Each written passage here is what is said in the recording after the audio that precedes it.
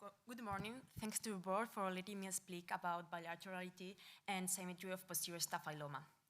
As my colleague already explained, Curtin was the first to propose a posterior staphyloma classification using binocular indirect ophthalmoscopy, classifying 10 different subtypes, 5 primary and 5 compounds.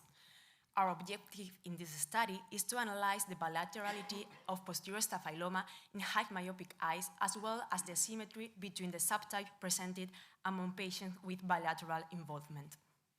This is a cross-sectional, non-interventional study of 334 high myopic eyes. All of the patients underwent a complete ophthalmological examination, including multimodal imaging, ATN grading system, and classifications between pathologic myopia and severe pathologic myopia. As well, we classified the staphyloma and the types of staphyloma.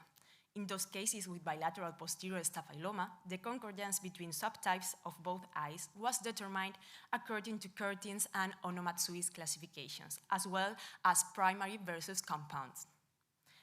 Out of the total, 85.6% of the eye had bilateral posterior staphyloma. Those with bilateral posterior staphyloma had higher AL, higher skull in all of the 3 ATN components, and higher prevalence of severe posterior myopia. Among bilateral posterior staphyloma, the subtype was symmetric in 55.2% according to Curtin's classification, 58.7% according to Onomatsui classification, and 80.4% according classification primary versus compound. The asymmetric group presented worse visual acuity, higher AL, and more incidence of pathologic myopia and severe pathologic myopia.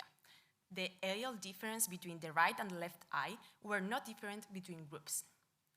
I want to show you some cases of symmetric and asymmetric patients. This is a highly myopic patient with symmetric type 1 posterior staphyloma. This highly myopic patient has 7 types. And this patient have asymmetric staphyloma with type 9 in the right eye and type 5 in the left eye with this characteristic inferior ectasia. This patient also shows an asymmetric staphyloma with type 2 in the right eye and type 10 in the left eye with these characteristic multiple ectasias. Surprisingly, to the best of our knowledge, there are no previous studies about bilaterality and symmetry of posterior staphyloma being a per organ the globular globes. Regarding bilaterality, the ethiopathology of posterior staphyloma is still not completely elucidated. Due to the high rates of bilaterality, the genetic factor seems to play a key role in the development of it. Considering also that both eyes of the same person have been exposed to the same ambient light stimuli, there is also an influence of environmental factors on its development. Speaking about asymmetry, the patient with asymmetric posterior staphyloma correspond to more severe stages of pathologic myopia. Posterior staphyloma was bilateral in most of the patients with myopic clinical differences between both eyes being symmetrical in slightly more than half of them. Patients with bilateral posterior staphyloma showed significantly greater myopic maculopathy than those with unilateral posterior staphyloma.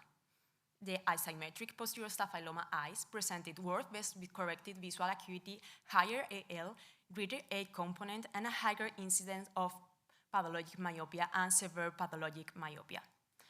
We have already published this paper in Diagnostic. If you want more explanation, you can read it. And thanks to all my team for the support.